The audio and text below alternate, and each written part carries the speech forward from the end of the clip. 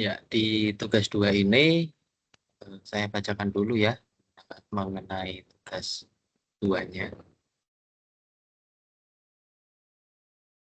Di sini rekan-rekan mahasiswa, bagaimana kabar kalian? Semoga rekan mahasiswa dalam keadaan baik. Nah, kali ini ada tugas praktik juga untuk mengimplementasikan apa saja yang sudah rekan-rekan mahasiswa pelajari. Nah, yang pertama, tugas praktik 2 ini memiliki 3 indikator untuk menilai hasil belajar mahasiswa. Yang pertama, mampu mengimplementasikan penggunaan tipe data, baik dari variabel, identifier, keyword pada kelas, objek, dan metode. Kemudian yang kedua, mampu mengimplementasikan array atau string dalam metode. Kemudian yang ketiga, mampu mengimplementasikan struktur keputusan seperti if else, if kemudian ada switch case dan nest if. Yang terakhir adalah, atau yang keempat, mampu mengimplementasikan struktur keputusan seperti for each, while, dan do while. Nah, untuk tugasnya sendiri yaitu Anda diminta untuk membuat sebuah program Java yang mengenai aplikasi sederhana di sebuah restoran makanan. Nah, aplikasi tersebut memiliki beberapa fungsi. Yang pertama ada input menu restoran. Nah, input menu restoran ini program harus memiliki data menu makanan dan menu minuman beserta harganya. Ya, beserta harganya. Nah, data ini dapat disimpan dalam sebuah array. Nah, setiap item menu harus memiliki nama, kemudian ada harga, kategori, baik di menu makanan dan menu minuman. Nah, kemudian ada yang kedua ya. Yang kedua itu mengenai pemesanan. Pemesanan. Pemesanan itu adalah program yang harus memiliki pelanggan untuk memesan makanan dan minuman berdasarkan daftar menu yang ditampilkan sebelumnya. Nah, pelanggan dapat memasukkan menu-menu yang ingin mereka pesan, tidak terbatas. Jadi, pelanggan itu bebas ya, pesanan baik itu makanan dan minuman itu enggak ada batasannya. Hingga pelanggan memasukkan input selesai, maka pelanggan telah menyelesaikan pemesanan. Nah, di sini ada catatannya yaitu jika menginput nilai atau teks di luar dari pilihan menu restoran yang ada, sistem akan terus meminta input kembali. Jadi kalau pelanggan itu belum menyatakan selesai, ya otomatis sistem tersebut akan meminta inputan. Jadi ya berhenti di situ. Beda lagi kalau pelanggan itu melakukan selesai pada menu pemesanan, ya otomatis sistem akan berhenti melakukan pemesanan. Nah, kemudian yang ketiga itu ada menghitung total biaya. Program harus dapat menghitung total biaya pesanan berdasarkan item menu yang dipilih. Dan jumlahnya total biaya keseluruhan pesanan ditambahkan dengan biaya pajak 10%. Perlu diingat ya, ini ada biaya pajak 10% dari total biaya keseluruhan. dan biaya pelayanan sebesar 20.000. Nah, selain itu, restoran juga menerapkan diskon atau penawaran khusus. Jadi ada penawaran khusus ya atau diskon. Yang pertama, diskon 10% jika total biaya keseluruhannya itu melebihi dari 100%. Oh, maaf, 100.000 ya. Di sini kan ada nih. Diskon 10% jika total biaya keseluruhan pesanan melebihi 100.000 ya kan, melebihi. Bagaimana kalau 100.000 ya kan? Ini perlu diperhatikan juga ya ini. Dia ada logika seperti ini. Kemudian yang B, penawaran beli satu gratis satu untuk salah satu kategori minuman ya. Minuman ya, bukan makanan. Jadi minuman. Jika total biaya keseluruhan pesanan melebihi 50.000. Nah, yang pertama itu ada diskon 10% jika biaya keseluruhan pesanan melebihi 100.000 rupiah. Nah, kemudian ada penawaran yang kedua itu ada beli satu gratis satu untuk kategori minuman. Jika total biaya keseluruhan pesanan melebihi 50.000. Nah, kemudian yang keempat ada mencetak struk pesanan.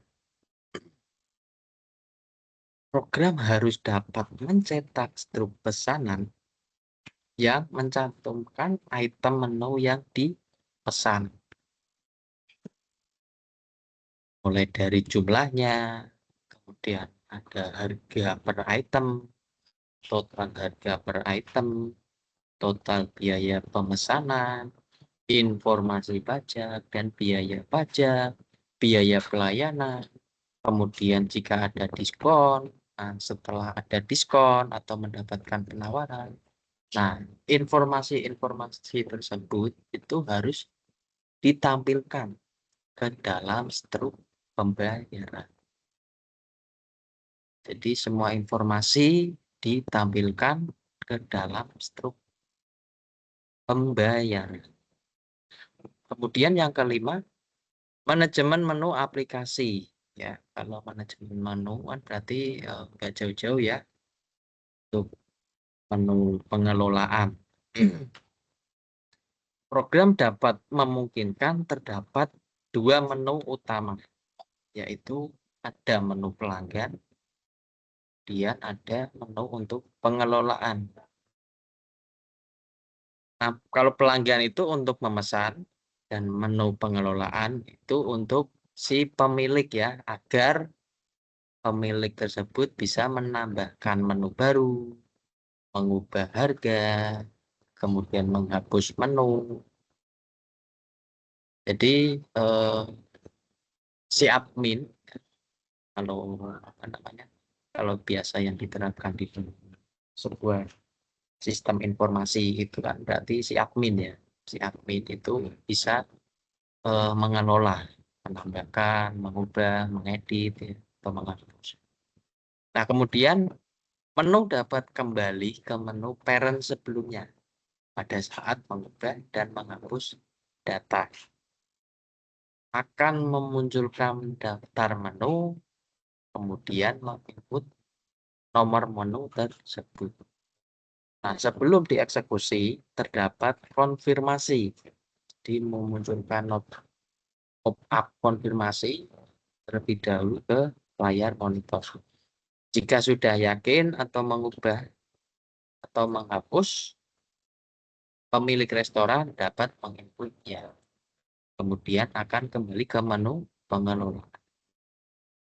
Jika memilih ya, terdapat perubahan pada daftar menu. Jika tidak, maka tidak akan ada perubahan. Nah, kemudian di sini ada catatannya ya. Jika menginput nilai atau teks di luar dari pilihan menu yang ada, sistem akan terus meminta input kembali. gitu. Ya. Jadi untuk apa namanya, manajemen menu aplikasi ini ada dua ya. Yang pertama untuk pelanggan melakukan pemesanan, kemudian eh, pengelolaan menu untuk si pemilik restoran. Hanya untuk mengubah, menghapus dan menambahkan. Nah, kemudian ada petunjuk pengerjaan dan poin. Yang pertama, buatlah sebuah kelas menu untuk merepresentasikan menu makanan dan minuman di restoran dengan atributnya. Nah, di sini silakan mahasiswa menentukan sendiri input menu makanan dan minuman minimal ada 4 ya, minimal ada 4 menu dari masing-masing kategori menu. Nah, selanjutnya buatlah sebuah kelas utama main yang memiliki berbagai metode untuk menampilkan daftar menu makanan dan minuman, menerima dan mengolah pesanan, menghitung, mencetak ya, untuk ditampilkan ke layar. Manajemen menu aplikasi, menambah menu restoran baru, mengubah harga menu restoran, dan menghapus pesanan. Selanjutnya, format untuk menampilkan data menu adalah dikelompokkan berdasarkan kategori. Kalau ini kan berarti ada kategori makanan sama kategori minum. Kemudian pergunakan array dalam mengelola menu, ya, mengelola menu restoran dan pesanan pelanggan. Selanjutnya, pergunakan struktur keputusan dalam mengimplementasikan fungsi perhitungan total biaya dan mencetak struktur pesanan. Kemudian, pergunakan struktur pengulangan untuk menampilkan daftar menu, menginput pesanan pelanggan, menghitung, menambah ya, untuk menu baru sekali. Kemudian menampilkan skenario struktur keputusan yang ada pada soal. Nah, ini yang terpenting, durasi video penjelasan maksimal 15 menit ya. 15 menit itu ya jangan untuk video kita coding dari awal ya. Kita cuma menjelaskan saja codingannya mulai dari apa namanya array-nya itu di mana, kemudian mainnya itu seperti apa. Ya, intinya skenario struktur keputusannya itu disesuaikan dengan apa yang ditulis di tool kalian gitu ya. Jadi untuk codingannya itu ya dijelaskan gitu. Jangan apa namanya kita ngetik ya, kita ngetik dari awal kemudian tidak ada penjelasan. Nah, itu kan dari tutor itu kan bingung. Maksudnya ini sudah benar-benar paham atau memang apa namanya mencontek atau dan lain sebagainya gitu loh. Jadi kalau dari teman-teman mengenai video itu ya dijelaskan lah, ya, dijelaskan ada penjelasannya gitu. Karena video tersebut itu bagian dari nilai. Ya. Yang pertama itu adalah mengirimkan source code-nya. Ya. Source code-nya itu bisa berupa kopian dari tools kalian, kemudian dikopikan ke dalam Word, dijadikan PDF, atau filenya langsung dikirimkan juga nggak apa-apa ya. Dan yang apa namanya, yang kedua itu link video penjelasan. Karena kan di sini setelah menyelesaikan tugas praktik kedua, rekan-rekan dapat mengirimkan file source code dan link rekaman video penjelasan mengenai pengerjaan tugas praktik 2 itu. Oke, coba saya cek apakah sudah ada yang join. Ya, ternyata belum ada yang join. sampai di menit 28 ya, hampir 30 menit ya. Tapi nggak apa-apa lah. Oke, tapi ini ya untuk teman-teman jangan lupa semua tugas-tugasnya itu dikerjakan ya, karena kalau tidak dikerjakan dari salah satu tugas itu akan mendapatkan nilai E, karena di kontrak kuliah itu poinnya berapa ya, 13 atau 16 ya. Jadi kalau salah satu tugas dikerjakan, maka akan secara otomatis nilainya mendapatkan nilai E. Jadi itu sangat rugi ya. Kalau nilai E itu berarti harus ulang di semester selanjutnya.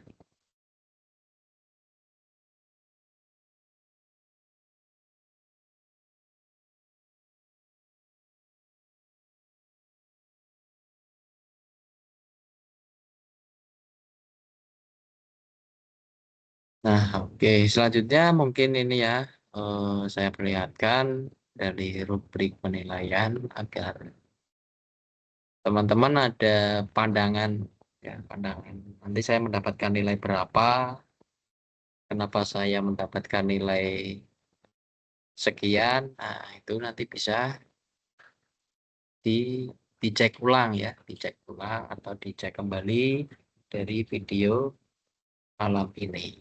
Oke. Ya, yang pertama ada implementasi tipe data yang tepat sesuai dengan studi kasus.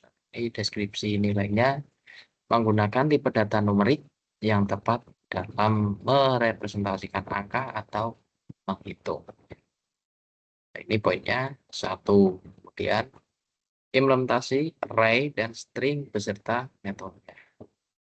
Ini untuk deskripsi penilaiannya, mengimplementasikan array untuk menyimpan menu-menu restoran, implementasi array untuk menyimpan pesanan pelanggan, implementasi string dan metodenya untuk mengolah data.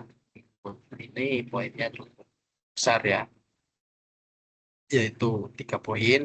Ya, implementasi struktur keputusan dalam fungsi perhitungan total biaya, implementasi struktur keputusan dalam fungsi mencetak stok pesanan, menjelaskan skenario jika ada diskon yang sesuai dengan petunjuk perintah.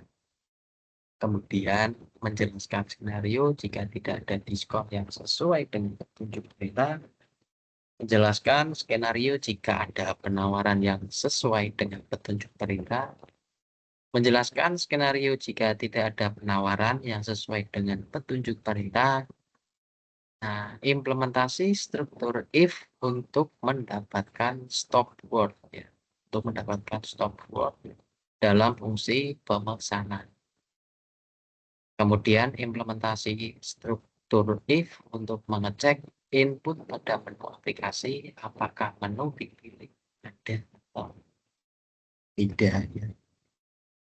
Jadi bagian dari penjelasan video tersebut itu masuk ke dalam poin ya, meskipun poinnya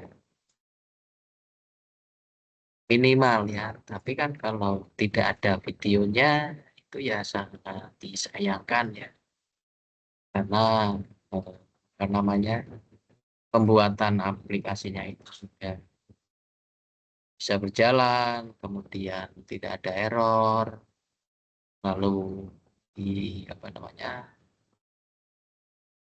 tugas ya, lalu di tugas pengumpulannya itu videonya tidak ada, itu akan otomatis tidak akan mendapatkan poin. Nah, poinnya apa aja? Salah satunya ya ini menjelaskan skenario jika ada diskon. Oke, selanjutnya implementasi kelas, objek, dan atribut. Ya, ini nanti bisa dicermati. Ya. Terdapat kelas menu, atribut nama, harga, kategori, terdapat minimal 4. Ya. Kalau ditambah boleh apa tidak? Ya, boleh. Yang penting kan di sini ada minimal ya, minimalnya dari makanan dan minuman. Nah, selanjutnya untuk implementasi metode untuk fungsi program melalui metode untuk menampilkan daftar menu makanan dan minuman yang sesuai dengan petunjuk perintah. Ini artinya metodenya sesuai yang ada pada soal ya. Kemudian terdapat metode untuk menerima mengelola pesanan yang sesuai dengan petunjuk perintah. Terdapat metode untuk menghitung total biaya pesanan yang sesuai dengan petunjuk perintah. Ya, poinnya lumayan besar ya ini. Ada 3 poin karena nanti yang paling besar ada 6. Selanjutnya terdapat metode untuk mencetak struk, ya, untuk manajemen menu aplikasi, menambahkan menu restoran baru, mengubah harga, menghapus pesanan. Nah, jadi untuk mendapatkan poin-poin ini semuanya, ya berarti harus didemokan ya. Berarti harus didemokan aplikasinya. Jangan cuma apa namanya input ke kondisi mendapatkan apa namanya diskon atau cuman penawaran. Jadi semua kondisi itu dijalankan semua. Oke. Ya, yang penting itu adalah codingannya itu dijelaskan, lalu di apa namanya dilanjut dengan demo aplikasi. Jadi semua kondisi itu dijalankan semua. Nah, selanjutnya ada implementasi struktur pengulangan ya. Implementasi struktur pengulangan pada fungsi menampilkan daftar menu maksimal ya poinnya, yaitu ada 6 poin. Kemudian implementasi struktur pengulangan pada fungsi pemesanan makanan atau minuman. Jadi ini input pesanan pelanggan. Kemudian implementasi struktur pengulangan pada fungsi menghitung total biaya, implementasi struktur pengulangan pada pemilihan, implementasi struktur pengulangan pada menambah, implementasi struktur pengulangan pada pemilihan pesanan menu restoran. Yang diimplementasikan struktur pengulangan untuk menghitung total biaya pesanan. Nah, selanjutnya implementasi struktur pengulangan untuk mencetak struktur pesanan. Jadi selama 15 menit itu ya dimanfaatkan ya. Nah, mungkin kan mengenai penjelasan kurang dari 5 menit. Nah, yang selebihnya itu agar bisa maksimal 15 menit. Nah, itu nanti aplikasinya itu demonstrasikan. Nah, salah satunya ya ini, semuanya itu dijalankan semua. Jika untuk menampilkan daftar menu, diinput ya satu-satu ya nggak apa-apa. Nah, Pak, kalau apa namanya 15 menit kurang bagaimana? Ya nggak apa-apa, 15 menit. Lebih 15 menit juga nggak apa-apa. Yang penting kan nanti yang dikirimkan itu linknya ya. Link. Nah, kalau apa namanya saran saya itu videonya itu diupload di YouTube ya. Videonya itu diupload di YouTube. Lah nanti linknya yang dikirimkan atau dilampirkan ke dalam file. Jadi nanti tidak berat ya filenya itu. Karena kan kalau di LMS itu ada batasannya ya kayaknya. Saya belum apa namanya belum menanyakan hal tersebut mengenai LMS. Berapa upload ya untuk file video itu kan lumayan besar ya. Nah, kemudian yang terakhir sistematika dan alur berpikir mahasiswa dalam menyelesaikan tugas. Mahasiswa mampu menjelaskan poin-poin dengan tersistematis dan jelas. Ya, jadi kalau apa namanya penjelasannya itu jangan terburu-buru. Yang penting artikulasinya itu jelas dan gas ya. Jangan sampai penjelasannya itu suaranya ini kecil. Nanti dari saya atau dari saya selaku tutor itu kan eh, untuk apa namanya suaranya kalau nggak kedengeran kan nanti nilainya ya nilainya kan mungkin bisa saja kurang maksimal. Nah, kan tetapi kalau suaranya itu lantang, tegas, kemudian artikulasinya juga jelas, nah itu kan nanti mudah ya, mudah ditangkap. Nah, kalau semuanya ini terlampaui, ya ini kan apa namanya penilaian dari soal tadi. Nah, kalau soal tadi itu sudah terlampaui semua, maka saya akan mengasihkan nilai ini ya maksimal, maksimal. Penilaian saya itu 100 ya, nilainya nanti 100.